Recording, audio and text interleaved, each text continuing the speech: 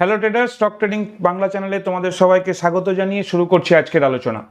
প্রত্যেক দিনের মতো আমি আজকেও বেছে নিয়েছি একটি স্টক লাইভ ট্রেডিং সেশনে ট্রেড প্র্যাকটিস করার জন্য, এবং তার সাথে সাথে আমার এন্ট্রি, আমার এক্সিট, আমি কেনই ট্রেড বেছে নিয়েছি বা স্টক কেন বেছে নিয়েছি সব কিছুই ইন ডিটেলস আলোচনা করব আজকের এই ভিডিওতে। তার সাথে সাথে আমি এটাও আলোচনা করব বর্তমান মার্কেট অর্থাৎ আমাদের যে মেন ইন্ডেক্স নিফটি 50-র বিষয়ে। তাই পুরো ভিডিওটি তোমরা স্কিপ না করে দেখো। দেখার শেষে তোমাদের অবশ্যই ভালো লাগবে এবং সেখান থেকে কিছুটা শিখতেও জানতে পারবে।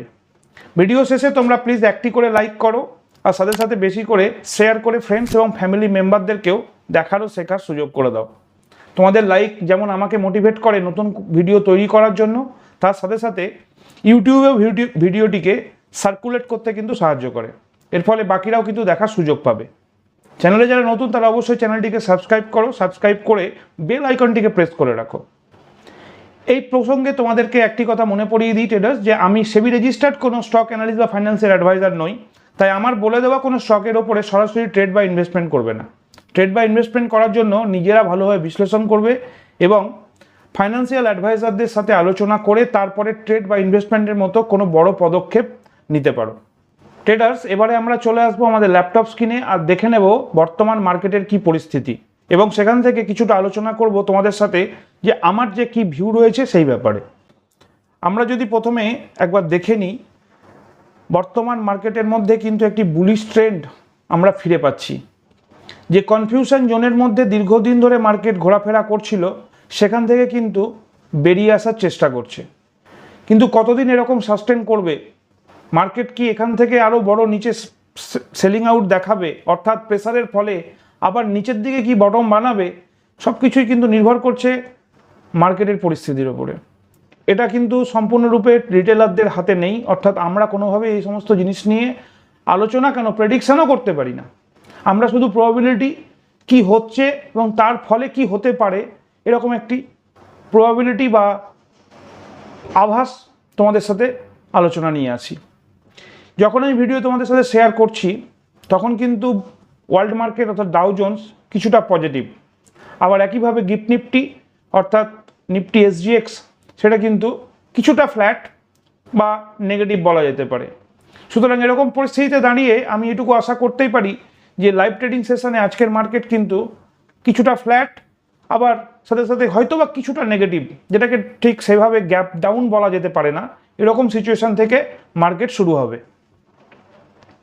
যদি এরকম বুলিশ ট্রেন্ড মার্কেটের মধ্যে বজায় থাকে, যেটি সম্পূর্ণরূপে ফাইন্যান্সিয়াল সেক্টরের জন্যই আমরা আপাতত লক্ষ্য করছি, এবং মার্কেটের যে বড় স্টকগুলো রয়েছে যেগুলো ইন্ডেক্সের ওপরে বেশি পরিমাণ ওয়েটেজ রয়েছে, সেই স্টকগুলোর মধ্যেও কিন্তু কিছুটা মোমেন্টাম আমরা দেখতে পাচ্ছি বলেই ওভারঅল ইন্ডেক্সের মধ্যে একটি পজিটিভ সেন্টিমেন্ট কাজ করছে। এবং সব থেকে বড় ব্যাপার যে ইন্ডেক্স যে থেমে থেমে চলছিল এতদিন ধরে বা কিছু একটা ব্যাকগ্রাউন্ডে ঘটছে বলে তার অপেক্ষা করছিল, তার মধ্যে কিন্তু একটি বড় ঘটনা আজকে ঘটেছে, যেটা আমরা কালকে মোটামুটি 11:30 থেকে 12টার মধ্যেই জানতে পেরেছি। সেটি লোকসভায় স্পিকার নির্বাচন। দীর্ঘদিনের ইতিহাসের একটি নজির হিসাবে ভারতবর্ষে লোকসভায় স্পিকার নির্বাচিত হলো, এবং যেহেতু এনডিএ গভর্নমেন্টের স্পিকার সেখানে নির্বাচিত হয়েছে, সুতরাং মার্কেটের ওপর একটি পজিটিভ ইম্প্যাক্ট আশা করা যেতে পারে। ট্রেডার্স, মার্কেটের এরকম পরিস্থিতিতে দাঁড়িয়ে প্রায় 500 স্ক্রিপ্টের ওপরে মোটামুটি অ্যানালিসিস করে আমার সমস্ত স্কিনার এবং ফিল্টার ব্যবহার করার পরেও আমি শুধুমাত্র একটি স্টকই বেছে নিয়েছি আজকের লাইভ ট্রেডিং সেশনে ভালোভাবে ওয়াচ করব, এবং তার সাথে সাথে আমার ক্যাপিটাল অনুযায়ী সেখানে খুব ছোট একটি ট্রেড ইনিশিয়েট করব বলে। আর সেই স্টকটি কি সেটা একবার দেখে নেওয়া যাক। স্টকটি হচ্ছে ভিগার্ড, VGUARD, ভিগার্ড ইন্ডাস্ট্রিজ। যদি আমরা ফলো করে দেখি তাহলে দেখতে পাবো যে এই স্টকের মধ্যে কিন্তু এটি খুব ভালো ভলিউম জেনারেট করছে, এবং তার সাথে সাথে একটি ভালো মোমেন্টাম, ট্রেন্ড ফলোয়িং মোমেন্টাম আমরা দেখতে পাচ্ছি। এই ট্রেন্ড আপার ট্রেন্ড রয়েছে বলে দীর্ঘদিন কনসোলিডেট করেছে। দেখো বারবার কিন্তু ও এর যে হায়ার রেঞ্জ সেটিকে ব্রেক করেছে, অর্থাৎ হাইকে ব্রেক করার পরে কিছুটা সময় সাস্টেন করেছে, আবার ব্রেকআউট দিয়ে কিছুটা সময় সাস্টেন করেছে, এবং এটি আপার মোমেন্টাম আমরা এই মুহূর্তে দেখতে পাচ্ছি। এরকম পরিস্থিতিতে দাঁড়িয়ে আমি আমার ট্রেড প্ল্যান করার চিন্তা ভাবনা করছি 435 টাকা 50 পয়সায়। তার কারণ 435 টাকা 30 পয়সায় আগের হাই বানিয়েছিল। বর্তমানে স্টক দাঁড়িয়ে রয়েছে 434 টাকা 30 পয়সায়। এখানে থেকে আমরা খুব ছোট পরিমাণ একটি ট্রেড ইনিশিয়েট করার চিন্তা ভাবনা করছি, যেহেতু আমার ক্যাপিটাল একদম এক্সস্ট অবস্থায় রয়েছে এবং আমি এখান থেকে প্রারম্ভিকভাবে খুব ছোট ক্যাপিটাল দিয়ে শুরু করলেও আগামী 1-2 দিনের মধ্যেই কিছুটা আরও এক্সট্রা ক্যাপিটাল এখানে অ্যাকুমুলেট করব এবং অ্যাকর্ডিংলি যেমনটি হয়ে থাকে ধীরে ধীরে আমি আমার ট্রেড সামনের দিকে এগিয়ে নিয়ে যাব এবং 3 to 5% আমাদের যে প্রাইমারি গোল, সেই গোল আমি অ্যাচিভ করে সেখান থেকে বেরিয়ে আসব। সুতরাং আমার ট্রেড প্ল্যান অর্থাৎ ট্রেড এন্ট্রি এবং ট্রেড থেকে এক্সিট আমি তোমাদের সাথে শেয়ার করলাম। এরকম পরিস্থিতিতে দাঁড়িয়ে এই মুহূর্তে আরও অনেক স্টকই কিন্তু আমার র্যাডারের মধ্যে উঠে আসছে, আমার ফিল্টারের মধ্যে সেগুলো দেখাচ্ছে, কিন্তু সবগুলোর মধ্যে কিন্তু আমি আমার সেই যে বুলিশ টেন্ডেন্সি বা বুলিশ প্যাটার্ন অর্থাৎ প্রাইস অ্যাকশনের সাথে সাথে ভলিউমের যে কম্বিনেশন সেটা কিন্তু লক্ষ্য করতে না পারার জন্যই আমি শুধুমাত্র একটি স্টক বেছে নিয়েছি। তোমরা পুরোটা দেখলে, ভালো লাগলে অবশ্যই লাইক করো, একটি করে লাইক করো, যার ফলে আমিও মোটিভেটেড হতে পারি এবং আমার ভিডিও ইউটিউবের মধ্যে সার্কুলেট করবে। তার সাথে সাথে তোমরা বেশি করে শেয়ার করে ফ্রেন্ডস এবং ফ্যামিলি মেম্বারদেরকেও দেখারও শেখার সুযোগ করে দাও। চ্যানেলে যারা নতুন অবশ্যই চ্যানেলটিকে সাবস্ক্রাইব করে বেল আইকনটিকে প্রেস করে রাখো। নতুন ভিডিও দেওয়ার সাথে সাথে তোমাদের কাছে নোটিফিকেশান যাবে এবং তৎক্ষণাৎ তোমরা কিন্তু ভিডিওটি দেখে কিছু শিখতেও জানতে পারবে। ট্রেডার্স অনেকেই তোমরা মাঝে মধ্যে কমেন্ট করো যে প্রিভিয়াস যে সমস্ত স্টকগুলো তোমাদেরকে বলি সেগুলো নিয়ে একটু রিভিউ করার জন্য। দেখো, এগুলোতে রিভিউ করার কিছু নেই।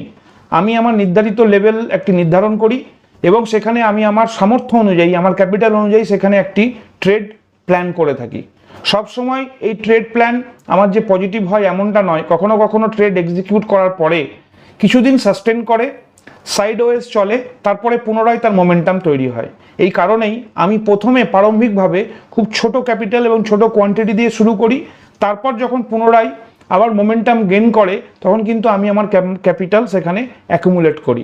এরকমই একটি উদাহরণ তোমাদের সাথে আজকে শেয়ার করছি। সেটি হচ্ছে একদম রিসেন্টলি আমি একটি স্টক তোমাদের সাথে শেয়ার করেছিলাম, সেটি জিএমআর ইনফ্রা। হয়তো তোমাদের অনেকেরই মনে রয়েছে। আমি এই জিএমআর ইনফ্রা কিন্তু বেসিক্যালি মান্থলি চার্ট অর্থাৎ মান্থলি ফ্রেমওয়ার্কের সাথে কম্বিনেশন দেখিয়ে এটি যে একটি হায়ার ফ্রেমওয়ার্কের মধ্যে মাল্টি ইয়ার ব্রেকআউট দিচ্ছে সেটি তোমাদেরকে শেয়ার করেছিলাম এবং অল টাইম হাইয়ের যে একটি রেজিস্ট্যান্স জোন আছে সেটিও তোমাদের সাথে শেয়ার করেছিলাম। তার সাথে সাথে আমি ডে যে ফ্রেমওয়ার্ক, সেই ফ্রেমওয়ার্কে গিয়ে কিন্তু আমি আমার যে এন্ট্রি পয়েন্ট, কোথায় আমি আমার ট্রেড প্ল্যান করছি সেটাও তোমাদেরকে বলেছিলাম। যদি মনে না থাকে আমি আই বাটনে একবার দিয়ে দেব, তোমরা ভিডিওটি পুনরায় দেখে নিয়ে মনে করে নেবে যে আমি অলমোস্ট 98.28-এ আমার ট্রেড এক্সিকিউট করার কথা এবং তার থেকে কিছুটা ওপরে আমি আমার জিটিটি অর্ডার সেট করব, এটা তোমাদের সাথে শেয়ার করেছিলাম এবং নির্ধারিত দিনেই আমি কিন্তু আমার জিটিটি অর্ডার এক্সিকিউট করি। কিছু কোয়ান্টিটি, আমার টোটাল ক্যাপিটালের কিছুটা অংশ সেখানে অ্যাকুমুলেট করি এবং তারপর থেকে কন্টিনিউয়াস, তোমরা যদি ভালো করে ফলো করে দেখো, যেদিন আমি এন্ট্রি নিয়েছি তারপর থেকে কন্টিনিউয়াস কিন্তু এটি 1-2%-এর লোয়ার মোমেন্টাম দেখায় এবং লাস্ট ট্রেডিং সেশনে কিন্তু পুনরায় একটি ঠিক তার আগের যে রেজিস্ট্যান্স পয়েন্ট ছিল সেটিকে সাপোর্ট পয়েন্ট বানিয়ে এখান থেকে প্রাইস ওপর দিকে যাওয়া শুরু করে এবং আমি পুনরায় এখানে আরও কিছু কোয়ান্টিটি এনগেজ করি। এই পুরো ব্যাপারটা আমি তোমাদেরকে একবার আমার যে ট্রেডিং প্ল্যাটফর্ম অর্থাৎ ডিম্যাট অ্যাকাউন্ট অ্যাঞ্জেল ওয়ানে দেখানোর চেষ্টা করছি। তোমরা যদি ভালো করে দেখো তাহলে বুঝতে পারবে জিএমআর ইনফ্রা এর মধ্যে 235 কোয়ান্টিটি রয়েছে। এলটিপি বর্তমানে 98.28, আমার অ্যাভারেজ প্রাইস হচ্ছে 98.44। দেখো ইনভেস্টমেন্ট অ্যামাউন্ট দেখলেই বুঝতে পারবে টোটাল ক্যাপিটালের, অর্থাৎ আমি যে টোটাল ইনভেস্ট করেছি এখানে দেখতে পাচ্ছ, এখান থেকে কিন্তু খুব সামান্য পরিমাণ আমি এই পার্টিকুলার স্টকের মধ্যে এন্ট্রি নিয়েছি এবং আজকের গেন হচ্ছে অলমোস্ট 650, কিন্তু ওভারঅল -37। ট্রেডার্স, আমার এই আজকের প্রোফাইল দেখানোর বা পোর্টফোলিও শেয়ার করার একটি উদ্দেশ্য, সেটি হচ্ছে তোমরা অনেকেই বলো যে স্টকে এন্ট্রি নিলেই সেখান থেকে হয়তো বড় মোমেন্টাম গেন করব, সেখানে স্টকে এন্ট্রি নেওয়ার পরেও আমরা হয়তো তৎক্ষণাৎ 3 to 5% অ্যাচিভ করবো না, এমনটা নয়। কারণ আমরা কিছু কিছু স্টকের ক্ষেত্রে এরকম মোমেন্টাম পাই যে সেম ডের মধ্যে অনেকটা ইন্ট্রাডের মতো করেই রিটার্ন চলে আসে, কিন্তু সব ক্ষেত্রে এটা ঘটে না। বেশিরভাগ ক্ষেত্রেই আমরা একটা নির্দিষ্ট টার্গেট তৈরি করি, নির্দিষ্ট লেভেলে এন্ট্রি নিই এবং তার ফলে কিছুটা সময় সেখানে যদি সাস্টেন করেও থাকে আমরা লোয়ার লেভেলে পুনরায় ধরার চেষ্টা করি, অর্থাৎ আরও কিছুটা ক্যাপিটাল এনগেজ করার চেষ্টা করি, অথবা আমরা যে নির্দিষ্ট লেভেল বানিয়েছিলাম সেই লেভেলে অ্যাচিভ করলে সেখান থেকে বেরিয়ে যাওয়ার চিন্তাভাবনা রাখি।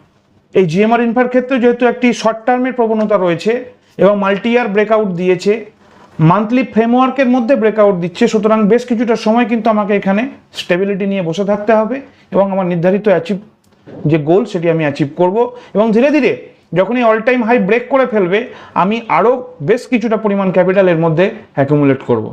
ট্রেডার্স, আজকের মতো আলোচনা এখানেই শেষ করছি। দেখা হবে পরের ভিডিওতে। ভালো থেকো, সুস্থ থেকো।